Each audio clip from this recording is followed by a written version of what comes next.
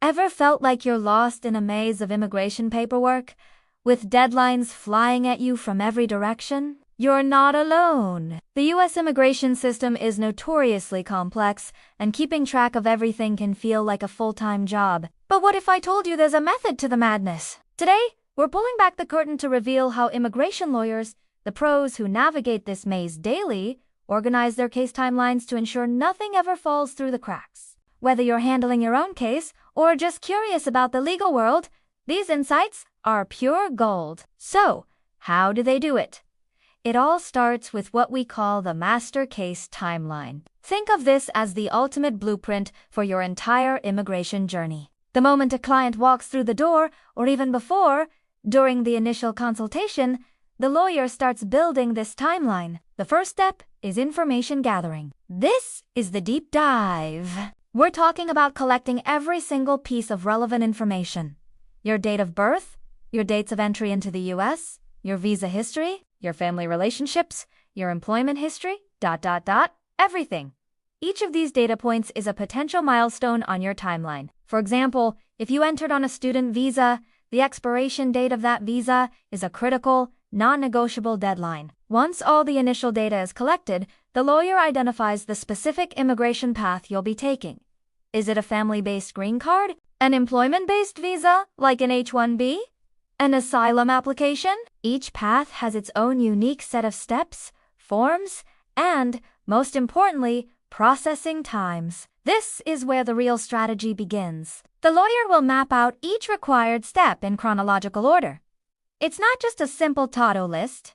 It's a sequence. For instance, you can't file for an adjustment of status until your underlying immigrant petition, the I-130 or I-140, is approved or filed concurrently. So, the first major milestone is file I-130 petition. The next might be receive receipt notice, which typically happens 2 to 4 weeks later. This brings us to a key concept, distinguishing between hard and soft deadlines. Hard deadlines are set by USCIS or other government agencies and are absolutely non-negotiable. Missing one can have severe consequences, like the denial of your case. Think of a request for evidence, or RFE, deadline. You usually have 87 days to respond, and that's it. Or the deadline to file a visa renewal before your current status expires. These dates are marked in bright red on any lawyer's calendar. Soft deadlines, on the other hand, are internal goals set by the law firm to keep the case moving forward. For example,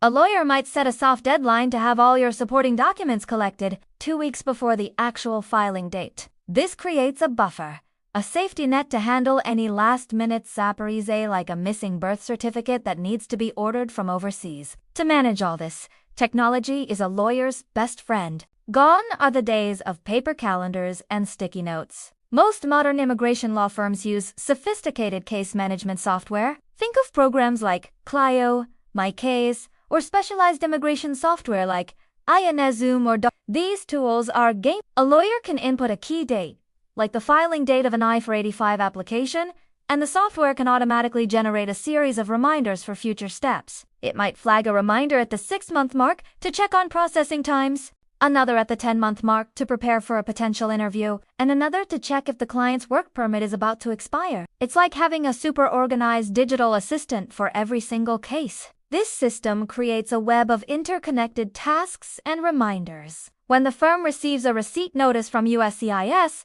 the paralegal enters that date into the system. This action might automatically trigger a new task for 3 weeks later.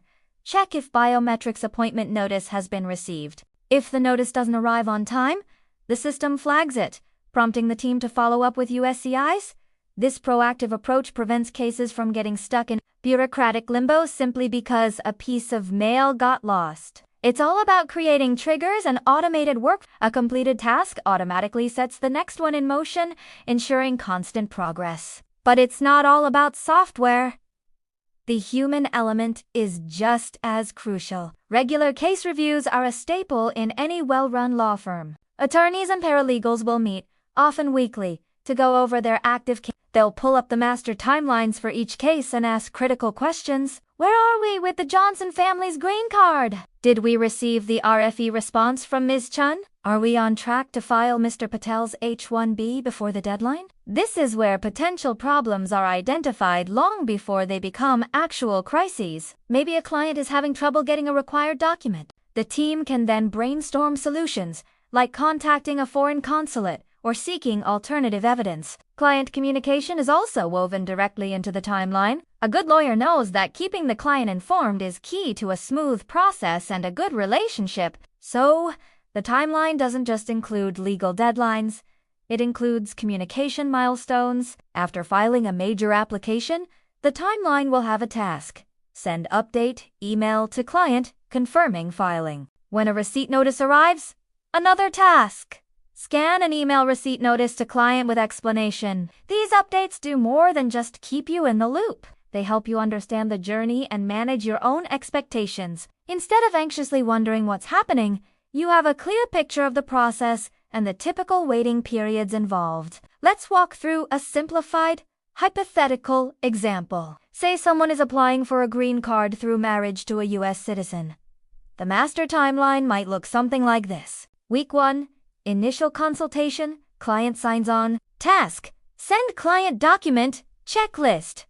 Week 3, client provides all documents. Soft deadline met. Task, firm's team prepares I-130, I-485, and other forms. Week 4, final review with client. Obtains signatures. Task, file the entire package with USCIS. 2 weeks later, receive receipt notices. Task, inform client and update case file. Fast forward a month.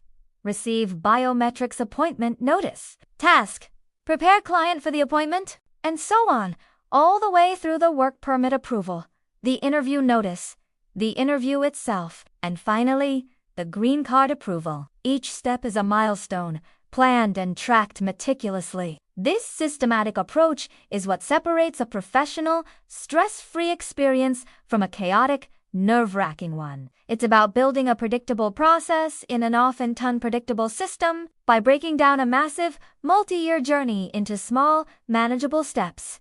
Immigration lawyers can maintain control and momentum. They anticipate the next move, prepare for contingencies with buffer time, and use technology to automate and track everything. It's a combination of legal strategy, project management, and diligent administration. So, if you're navigating this process yourself, take a page from their playbook. Create your own master timeline.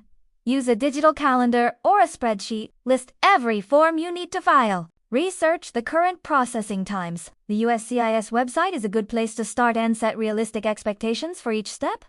Create your own hard and soft deadlines. Give yourself plenty of buffer time to gather documents. And most importantly, keep detailed records of everything you send and receive. This level of organization can empower you, reduce your anxiety, and dramatically increase your chances of success. It transforms the overwhelming mountain of immigration into a series of hills you can climb one at a time. Thanks so much for watching. I hope this peek behind the scenes was helpful. If you found this information valuable, please hit that like button and subscribe for more deep dives into the world of immigration. Let me know in the comments if you have any questions or what other topics you'd like to see covered. See you in the next video.